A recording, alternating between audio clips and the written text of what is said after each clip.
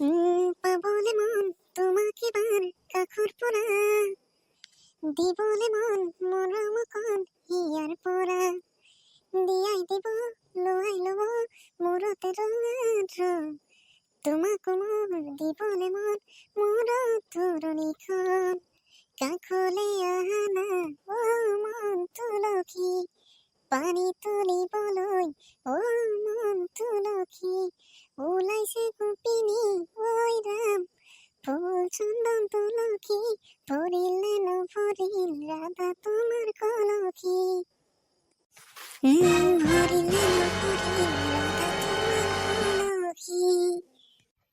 যাদৱ দেখোন, কি কৰি আছা? ইমান ফূৰ্তিত যে? পিছে তুমি আজি স্কুলত কিয় যোৱা নাই কিয়? ছাৰ মানে মোৰ আজি তামাম মূৰৰ বিষ সেয়েহে।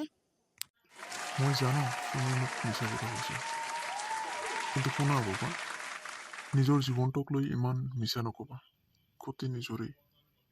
মনত ৰাখিবা, বৰ্তমান সমাজত জীয়াই থাকিবলৈ শিক্ষিত হোৱাৰ লগতে এটা চৰকাৰী চাকৰি থকাৰো প্ৰয়োজন। নহ'লে তোমাক এইখন সমাজৰ বহু সংখ্যক মানুহে মানুহ বুলিও গুৰুত্ব নিদিয়ে। সেয়েহে ভালকৈ পঢ়া শুনা কৰা। মিছা কথা কৈ নিজৰ জীৱনটো ধ্বংস নকৰিবা। হ'ব ছাৰ, মোৰ ভুল হ'ল, মোক মাফ কৰি দিব। হ'ব, নিজৰ ল'ৰা বুলি ভাবি কথাষাৰ কৈছো। তুমি শুনা নুশুনাটো তোমাৰ কথা। ভালকৈ পঢ়া শুনা কৰা, ভাল মানুহ হোৱা। আমি শিক্ষকসকলে এইটোৱে বিচাৰোঁ, যাতে এইখন সমাজত মূৰ দাঙি নিজৰ ভৰিৰ ওপৰত ভৰি থৈ থিয় দিব পাৰা।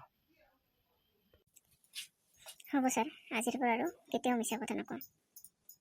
হ'ব, এতিয়া যোৱা ঘৰত, কালি স্কুলত আহিবা। হ'ব ছাৰ, যাম। এতিয়া আপোনালোকেও যোৱা, ময়ো যাওঁ। অহা দিনত আৰু ভাল এটি কাহিনী লৈ আপোনালোকৰ মাজত উপস্থিত হ'ম। ভিডিঅ'টো ভাল লাগিলে লাইক, কমেণ্ট, শ্বেয়াৰ কৰিব। শেষৰ বাৰৰ বাবে কৈছোঁ, আকৌ মিছা কথা নক'ব।